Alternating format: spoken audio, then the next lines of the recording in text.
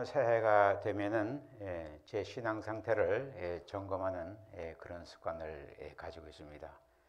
또 제 크리스찬이 도달해야 할 신앙의 최고 수준이 뭔가, 또 무엇을 추구하며 살아야 될 건가, 이제 이런 것에 대해서 이제 정초마다 제가 조금 좀 심각하게 좀 생각하는 그런 습관이 있습니다.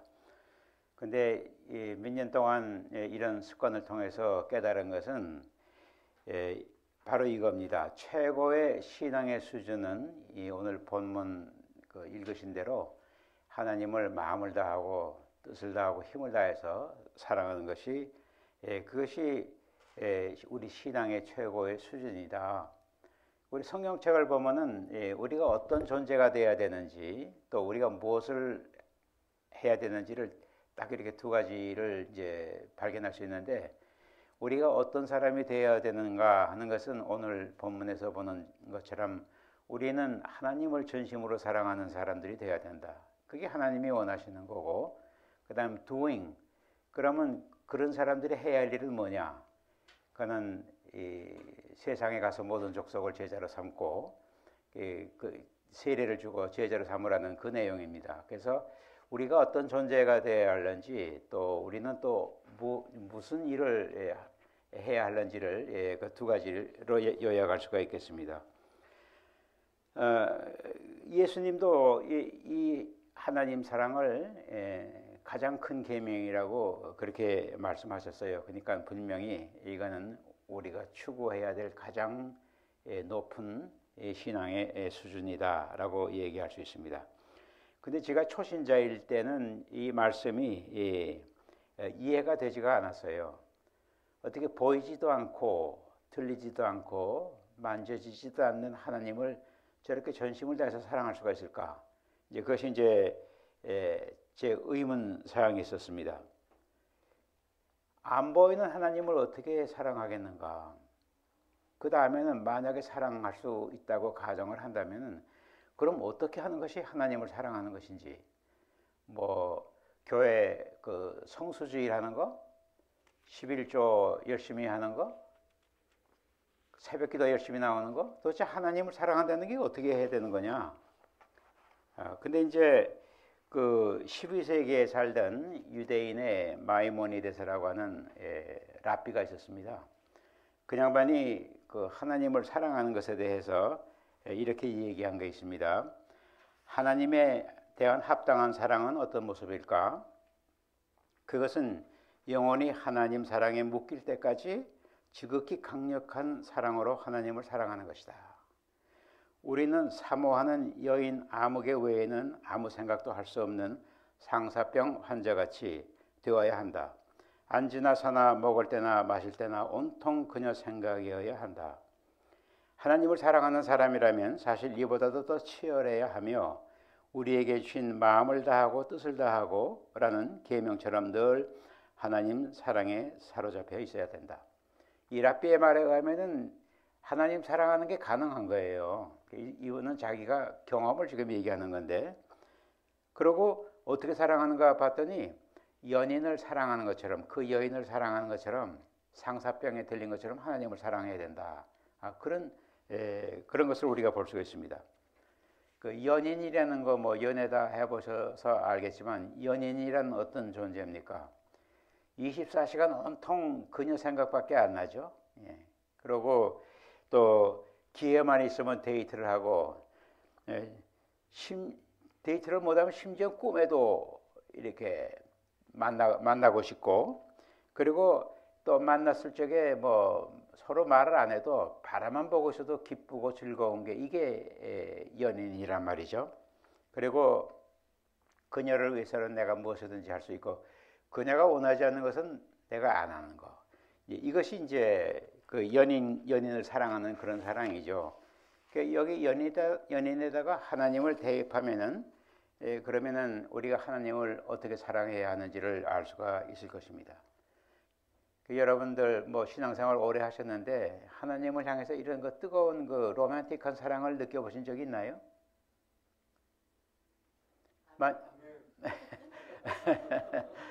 만약에 그런 감정을 가져보지 못했다면은 아직도 신앙의 최고 수준에 도달하지 못한 것이다. 갈 길이 멀다. 그렇게 말씀드릴 수가 있겠습니다. 그 웨스트민스터 신앙고백 소요리 문답 제1조에도 사람이 제일 되는 목적은 하나님을 영화롭게 하는 것과 영원토록 그를 즐거워하는 것이다. 그래서 사람의 제일 되는 목적은 그걸 갖다가 크리스천으로 바꾸면 크리스천의 제일 되는 목적은 하나님을 영화롭게 하는 것과 영원토록 하나님을 사랑하고 즐거워하는 것이다 이거죠. 그게 이제 같은 내용이에요. 자, 그러면 여기서 이제 중요한 게 뭔가 하면은 이 하나님을 사랑하려면은 그분을 만나야 되지 않겠습니까? 그러니까 머릿속에 있는 지식을 그렇게 전심으로 사랑할 수는 없는 거고 그분을 인격적으로 만나야 되는 거죠. 그분을 만나지 못하면 우리는 사랑도 할 수 없고 또 즐거워할 수도 없습니다. 그분하고 만나고 나서 교제를 하면서 점점 사랑으로 발전해 나가는 그것이 오늘 우리가 깨달을 수 있는 진리입니다. 이제 우리가 그러면 어떻게 해서 그 하나님을 만나는가? 그걸 이제 조금 좀 살펴보면은 우리가 크리스천이 돼서부터 최고의 그 신앙 수준까지 한번 어떻게 가는지를 살펴보면은 일단 예수님을 영접하고 나면 우리는 크리스천이라고 이렇게 불려요. 거듭났죠. 그리고 안에 성령님도 내주하시고, 그래서 일단 우리가 크리스천이 되면은 교회 공동체에서 활동을 합니다. 성수주일하고 교회에서 봉사도 하고 새벽기도에도 나오고 성역 공부도 하고, 그리고 이제 그 안에서 성령님이 계시기 때문에 그 신령한 것들을 사모해요. 그 사모하는데 그러니까 영적 갈증이 있어요. 조금 더 하나님하고 가까이 가고 싶은 그런 갈증이 있는데 초신자일 때는 그게 뭔지 모르지만 자꾸 목이 말라갖고 은혜를 찾아다닙니다. 설교자라는 목사님들 간증 이런 거를 찾아다닙니다. 그런데 이제 문제는 뭐냐면 이 삶의 지침, 크리스천이 된 다음에 어떻게 사느냐 이거를 그 하나님 말씀을 근거로 그걸 지침으로 삼고 살아가게 되는 것입니다. 성경에 기록된 말씀대로 살아가려고 그러는 거죠. 참 좋은 거죠. 근데 이제 이 사물을 바라볼 적에 그 척도가 하나님 말씀이고, 그래서 볼 적에마다 하나님 말씀에 저게 맞는가 안 맞는가 그거를 늘 생각하면서 그렇게 살아요. 따지면서 사는 거죠. 이런 사람은 이제 우리가 종교인이라 그래요. 활동자라고 하나님 말씀대로 살고 뭐 겉으로 분명히 거듭나고 겉으로 보면은 좋은 신앙인 같은데 아직도 이 사람은 하나님을 만나지 못했기 때문에 우리는 종교인이라고 이렇게 얘기를 합니다. 종교인의 가장 그 대표적인 게 누군가 하면은 그 누가복음 매보면은 그 바리새인과 세리가 기도하는 그런 데가 있죠. 우리 예수님이 그 비유로 들어주신 거. 거기 보니까는 이 바리새인은 율법을 엄청 잘 지켰어요. 보니까는 불의도 안 하고 토색도 안 하고 간음도 안 하고 금식하죠, 11조 하죠. 뭐 율법을 빈틈없이 지키는데 뭐의 문제냐? 사랑이 없어. 긍휼이 없고 자비가 없어. 아직 하나님을 만나지 못했기 때문에 그래요.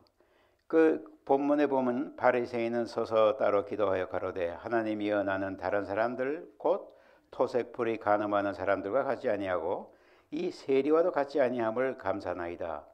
나는 일에 2번씩 금식하고 또 소득의 11조를 드리나이다 하고 세리는 멀리 서서 감히 눈을 들어 하늘을 우러러 보지도 못하고 다만 가슴을 치며 가로되 하나님이여 불쌍히 여기옵소서 나는 죄인이로소이다. 그래서 종교인의 그 함정은 뭐냐면은 말씀대로 열심히 살면서 다 좋은데 자기의 스스로를 의롭다고 생각하는 그런 함정에 빠지기가 쉬워요. 우리 주님이 말씀하신 대로 우리가 하나님 앞에 서는 자세는 우리는 죄인이로소이다. 그 자세가 맞는 자세인데 이 말씀대로 살다 보니까 이게 맞느냐 틀리느냐 이것만 따지다 보니까 이 세리를 비판하는 거예요. 판단하고. 그것이 이제 종교인의 모습이다. 그렇게 살다가 이제 하나님을 이제 계속 추구합니다. 영적 갈증 때문에.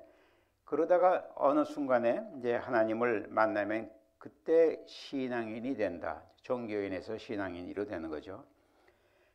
하나님을 만난다고 하는 것은 아주 분명한 체험이다. 그러니까 모세나 이사야나 성경의 인물들도 하나님을 만나기 전까지는 다 종교인이 있었어요. 이 모세는 떨기나무 불꽃 가운데서 하나님을 만나고 대화하고, 그 다음엔 하나님하고 이렇게 대화하는 게 너무 좋아갖고 말만 하지 말고 얼굴 한번 보여달라고 하나님한테 그랬죠, 모세가. 그런 식으로 이 보면은요, 모든 그 우리 성경에도 위대한 인물들이 한때는 다 종교인이었었습니다. 그러니까 신앙 성장으로 나가는 어떤 과정이지, 그걸 결코 제가 잘못됐다 그렇게 얘기를 하는 건 아닙니다. 그래서 종교인이 신앙인이 되는 것은 마치 군뱅이가 7년 동안 땅속에 있다가 매미가 되는 것과 똑같아요. 군뱅이하고 매미는 완전히 다른 거죠. 보기도 다르고 다 달라요. 마찬가지로 종교인과 신앙인은 그렇게 차이가 나는 겁니다. 그래서 하나님을 만나게 되면 그때부터 하나님하고 소통이 시작이 되는 거죠. 하나님한테 말씀도 드리고 또 하나님 하시는 말씀도 들리게 되고, 그래서 우리가 하나님의 음성을 들었다 뭐 그런 말을 할 적에 그 사람은 분명히 아마 하나님을 그 인격적으로 만난 사람일 가능성이 있습니다. 그러므로 우리는 지금까지 신앙생활을 하면서 내가 하나님의 음성을 한 번이라도 들어본 적이 있는가, 그걸 판단하고 내가 아직도 종교인인지 신앙인인지를 한번 생각해 보는 것이 좋겠다. 그래서 이 신앙인이 되면은 그때는 기록된 말씀에 따라서 사는 게 아니고 성령님께서 생방송으로 직접 이게 맞는다 틀린다, 왜냐하면 성령이 하시는 일이 가르치고 깨닫게 하시고 안내하시는 일이거든요. 그래서 말씀이 아니더라도 물론 말씀은 기본적으로 가지고 있어야 되겠지만은 실제로 우리는 그 성령님의 음성에 따라서 그다음부터 살게 되고, 그를 갈라디아서 5장에는 성령을 쫓아 사는 삶이다 그렇게 얘기를 해요. 그렇기 때문에 내 삶이 성령에 순종하고 그분의 음성을 듣고 순종하면서 사는 삶인지 아닌지, 그래서 내가 순종하는 삶을 살고 있다면 나는 분명히 신앙인이다 이라고 할 수가 있습니다. 그 진정으로 거듭난 사람 안에는 성령님이 계시기 때문에 말씀대로 하나님을 자꾸 찾아가려는 노력이 있어요. 뭐 제 간증으로 한다고 하면은 저는 그 말씀 묵상을 많이 했습니다. 특별히 모세오경. 왜냐하면 그 모세오경의 안에는 그 하나님이 어떤 분이신지를 너무 자세히 설명되어 있어서 그걸 묵상하면은 하나님이 어떤 분인지를 알게 되는 겁니다. 이제 만나기만 하면 되는 거죠. 그래서 제 기본 지식은 하나님이 어떤 분인지는 기본 지식은 이제 말씀 묵상을 통해서 하지만은, 그러나 제가 그것만 갖고는 부족한 것 같아가지고 제가 캐톨릭 서점에 가가지고 이 손목에 타는 묵주가 있어요. 그걸 묵주를 사서 걸고 이제 회사 다닐 때도, 그래서 시계 본다든가 이렇게 볼 때는 내가 내 생각의 초점을 예수님한테 맞춰야 되겠다는 걸 이제 자꾸 이렇게 기억이 나게 하기 위해서 그런 것도 이제 찾고요. 그리고 이제 집에도 빈 의자를 하나 놓고 저거는 예수님 자리, 그리고 예수님이 거기 앉아 계신 것처럼 그렇게 해서 항상 스스로를 그 하나님 쪽을 향해서 이렇게 나갈 수 있도록 그렇게 초점을 맞추는 일을 했습니다. 어느 순간 그러다 이제 하나님을 딱 만나는 거죠. 하나님을 만나면은 만났는지 안 만났는지 어떻게 아는가? 하나님 만나는 거를 이제 하나님 임재 안에 들어간다 이제 그런 말로 표현을 하거든요. 어떻게 아는가? 이제 썬다 싱이라고 인도의 사도 바울과 같은 사람인데 아주 굉장한 분이에요. 이분이 뭐라 그랬는가 하면은 어느 날 묵상과 기도 중에 나는 그분의 임재를 강하게 느꼈다. 나의 마음은 천상의 기쁨으로 흘러넘쳤다.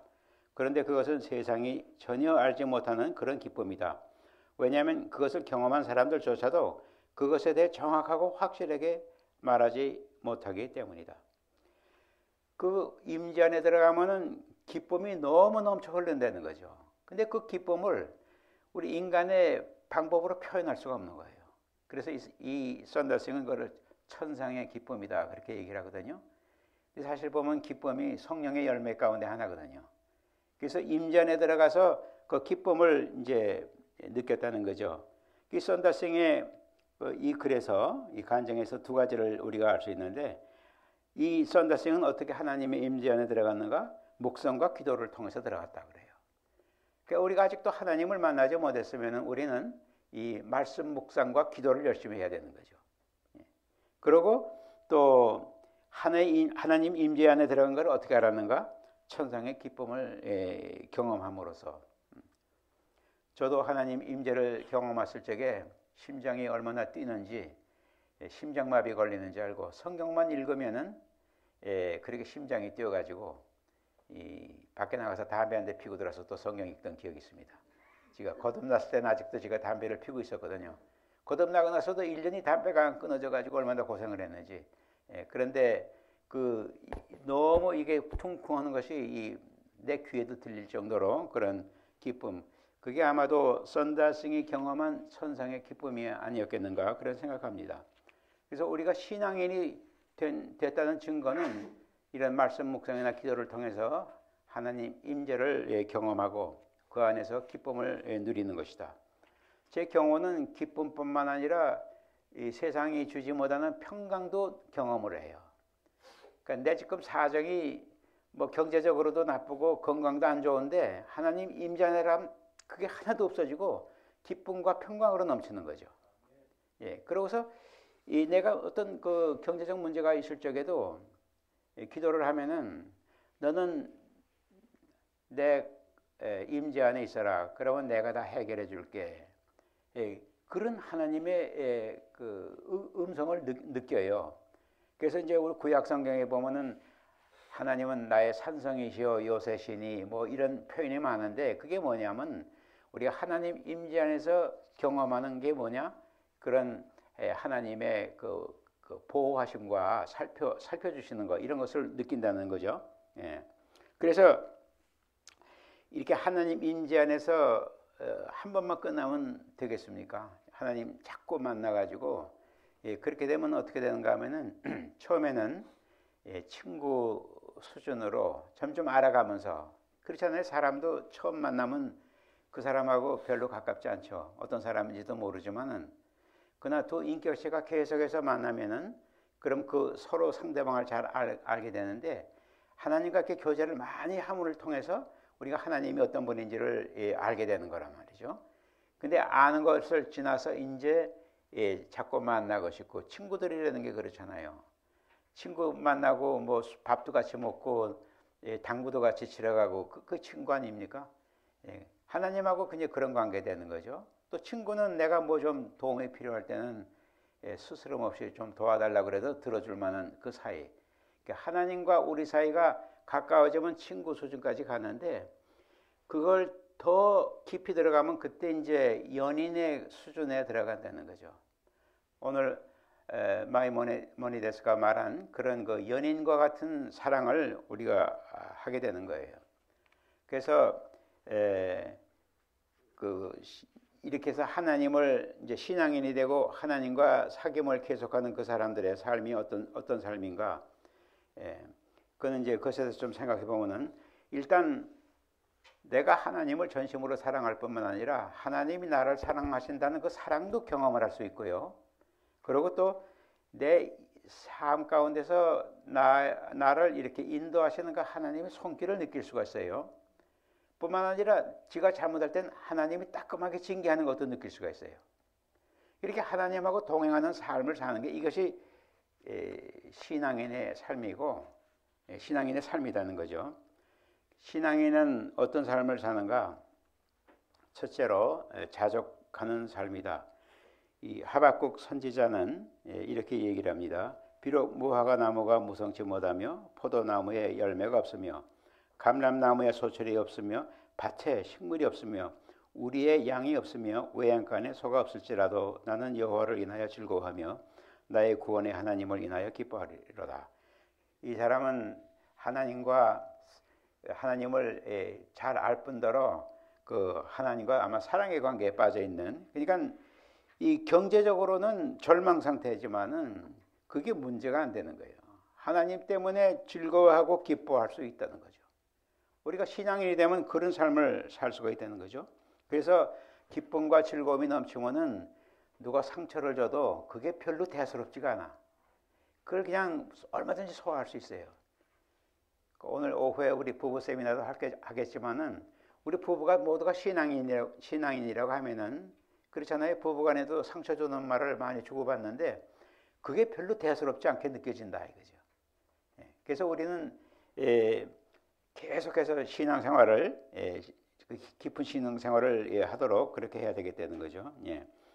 그 다음에 이렇게 즐겁고 기쁘면은요, 나를 위한 그 이기적인 욕망이 점점 없어져요. 내가 남 앞에 인정받고 싶은 그런 마음도 없어지고, 어떻게 하면 하나님과 더 가까워질 수 있을까? 이 욕심이 더 커요. 그러다 보니까는 내 욕심은 없어지고 자꾸 하나님을 더 가까이 되니까 어떻게 되겠어요? 하나님을 닮아간다, 예수를 닮아간다, 성화하는 것이 저절로 따라온다는 거죠. 그래서 또 하나에 보니까 이 자족하는 삶의 다윗의 시편 23편에도 하나님이 내 목자이기 때문에 나한테 부족한 게 하나도 없다, 그 고백하잖아요. 돈도 없고 재산도 없고 명예도 없지만은 자기는 하나님이 있기 때문에 아무것도 부족한 게 없다는 거죠. 우리가 다 그렇게 느끼면서 살고 있습니까? 그리고 바울도 그 예수님을 얻기 위해서 자기가 쌓은 학벌, 지식 다 그 오물같이 버리겠다고 이렇게 얘기를 하죠. 그리스도를 얻고 그 안에서 내가 발견되기 위함이니라. 그래서 이제 우리도 하나님을 전심으로 사랑하기 위해서 내가 가지고 있는 모든 것들을 이렇게 포기할 수가 있는가? 그래서 하나님 임재 안에서 내가 발견되기를 원하는가? 이걸 한번 좀 스스로에게 물어볼 수 있으면 좋겠습니다. 그래서 우리의 관심은 어떻게 하면 하나님을 더 사랑할 수 있을까? 어떻게 하면 하나님을 더 기쁘게 해드릴 수 있을까? 여기에 우리의 초점이 맞춰져야 된다는 거죠. 그리고 사실 하나님을 사랑하면 사랑할수록 우리의 삶은 더 풍요로워진다. 그게 이제 진리입니다. 그래서 이제 하나님과 이런 사랑의 관계에 들어가면은요, 그러면 그때 비로소 이웃에게 관심이 가기 시작해요. 그전엔 나를 위한 이기적인 욕망 때문에 다른 사람의 어려운 것이 잘 안 보였는데, 이제 내 욕망도 없어지고 그 하나님을 사랑하다 보니까는 다른 이웃의 그 필요가 뭔지에 이제 관심을 이제 갖게 되더라 이거죠. 그래서 내 이웃을 사랑하라는 그 첫째 계명만큼 중요한 것도 우리가 그때 비로소 할 수 있게 된다는 거죠. 그래서 하나님 사랑이 첫 번이고, 그런 결과적으로 오는 것이 이웃 사랑이다. 그래서 이제 이웃 사랑이 시작되면은요, 이 세상을 바라볼 적에 그 애통한 마음으로, 예수님의 마음으로 세상을 바라볼 수가 있다. 이웃의 고통에 공감할 수가 있는 거죠. 내 이웃은 배우자일 수도 있고, 내 자식들일 수도 있고, 내 진짜 이웃일 수도 있는데, 그 사람들의 어려운 것이 이제 공감이 가고 그 이해를 하게 되는 거죠. 따라서 도움의 손길이 이렇게 뻗어나갈 수가 있게 되는 거죠. 저도 이게 또 간증인데 조심스럽게 제가 간증하지만은 좀 천천히 바뀌는 것 같아요. 저도 바뀌긴 바뀌어요. 하나님이 점점 좋아지면서 바뀌긴 바뀌는데 조금 더 빨리 바뀌었으면 좋겠는데 그렇지는 않아요. 옛날보다는 제가 해마다 이제 그 이웃을 돕는 그런 헌금을 많이 해요. 하다 보니까 뭐 월드비전, 뭐 컴패션 인터내셔널, 무슨 뭐 한국 기아 대책, 유니세프, 또 UNHCR이라고 난민기구, 그 또 소아암 걸린 아이들 세인트 주드 칠드런스 하스피털, 그리고 얼마 전에는 이 켄타키에 그 좀 태풍이 지나간데, 그런데 관심이 자꾸 그 밖으로 가니까 가만히 있을 수가 없는 거죠. 이것은 역시 그 우리 성령께서 주시는 마음이라고 좀 생각하고, 그걸 또 하나님이 기뻐하실 거라고 생각해서 그 열심히 하고 있습니다. 또 자문해 보니까 그렇게 약자들을 도와주는 거가 뭐냐면 이 하나님한테 구워준 거나 마찬가지래요. 하나님이 나한테서 구워가는 거예요. 그 잠언 19장 17절에 가난한 자를 불쌍히 여기는 것은 여호와께 꾸이는 것이니 그 선행을 갚아주시리라. 그래서 이 많은 것들을 소외되고 가난한 사람들을 도우면 도울수록 그게 바로 내 재물을 하늘에 쌓는 것이다. 누가복음은 그렇게 돼 있어요. 재물을 하늘에 쌓는다는 게 뭔가 하면 이렇게 가난한 사람들을 도와주는 것이 재물을 쌓는 것이다, 이런 거죠. 그래서 첫째는 자족하는 삶을 살 수 있고요. 신앙인의 두 번째 그 특징은 뭐냐면은 그리 아니하실지라도라는 신앙을 가지게 되는 것입니다. 우리가 잘 아는 그 다니엘의 세 친구는 풀무에 이제 던져졌죠, 사실은. 던져지기 전에 왕이 자기 동생의 절하라고 그러잖아요. 그랬더니 우리는 절대 그렇게 할 수 없다고 그러잖아요. 그러면서 여기 보니까 만일 그럴 것이면 왕이여 우리가 섬기는 우리 하나님이 우리를 극렬히 타는 풀무 가운데서 능히 건져내시겠고 왕의 손에서도 건져내시리다. 그리 아니하실지라도, 하나님께서 우리를 구원하지 않으실지라도 왕이여 우리가 왕의 신들을 섬기지 아니하고, 이렇게 얘기를 합니다. 다시 말하면은 하나님에 대한 전적인 신뢰와 하나님을 향한 전적인 사랑이 있기 때문에 설사 하나님이 우리를 안 살려주셔도 괜찮다는 거죠. 그러니까 우리가 이런 신앙을 갖게 되면은요, 우리의 기도가 달라져요.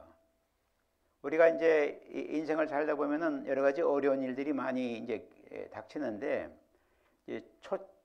초신자일 적에는 하나님 이 고통이 빨리 없어지게 도와주세요, 구원해 주세요 그러는데, 이 아니하실지라도 신앙에 도달하면은 하나님 이게 하나님이 주시는 고난이면은 이걸 이길 믿음을 주십시오, 이렇게 기도가 바뀌는 거죠. 그래서 이 아니하실지라도 신앙생활을 우리가 또 하게 되는 것이죠. 그래서 저는 이 신앙생활이라는 것이 산에 올라가는 것과 같다. 에베레스트 산 같은 거 올라가는 것과 같아가지고, 아까 말씀드린 그 종교인들은 산이 이렇게 높에 있으면 그 옆에 동네들 있잖아요. 아직 그 동네에 있는 사람들이 아직 산에 올라가지도 않은 사람들이라고 할 수 있습니다. 그런데 산에 올라가기 시작한 사람들이 있어요. 그 사람들이 이제 신앙인들이겠죠. 그래서 산을 한참 올라가다 보면은 이제 구름층도 지나서 올라가면은 거기에 하나님이 계시다. 우리 누가복음에 마태복음에 16장에 보면은 그 예수님과 제자들이 헬몬산에 올라가는 게 있잖아요. 그때 제자들이 다 올라간 게 아니고 그 중에서 3명만 예수님하고 같이 올라갔는데, 그때 그 광경이 얼마나 장엄했는지 베드로는 그의 일생 자기 신앙생활에 큰 거 버팀목이 됐어요. 뭐라고 그랬는가 하면 베드로 후서 1장에 우리 주 예수 그리스도의 능력과 강림하심을 너에게 알게 한 것이 공교히 만든 이야기를 쫓은 것이 아니요 우리는 그의 크신 위엄을 친히 본 자라.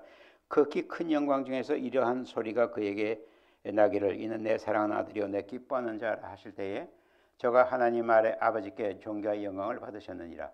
이 소리는 우리가 저와 함께 거룩한 산에 있을 때, 그 헬몬산을 거룩한 산이라고 그러는데 그 신앙생활이 그 거룩한 산으로 올라가는 과정과 똑같아요. 그래서 참 우리 교회 하나는 아마 제가 볼 때는 대부분이 종교인일 것 같아요. 이렇게 이 산으로 올라가려고 노력하는 사람들이 제가 목회를 통해서 봐도 별로 보이질 않았던 것 같습니다. 그래서 우리는 오늘 우리 하나님께서 주신 말씀, 하나님을 마음과 뜻과 힘을 다해서 사랑하는 그것이 우리 산의 정상으로 생각하고 거길 향해서 올라가야 되겠다. 저는 그런 여러분들이 되시기를 주님의 이름으로 축복합니다. 그리고 제 소원은 이거예요. 그 천상의 기쁨과 세상이 알지 못하는 평강, 즉 하나님 임재 속에서 내가 임종하는 게 제 꿈이에요. 제 소원이에요. 그래서 지금부터 훈련을 해야 그때가 되면은 저는 정말 하나님 임재 안에서 숨을 멈출 수 있지 않겠는가. 그래서 저는 금년 초에 이제 들어서서 제가 나이도 있고 그래서 이런 죽음의 순간을 생각할 때마다 이 하나님을 사랑하는 것이 진짜 중요하다는 것을 점점 더 느끼게 됩니다. 자, 그러면 제가 오늘 간단히 기도드리고 말씀 마치겠습니다.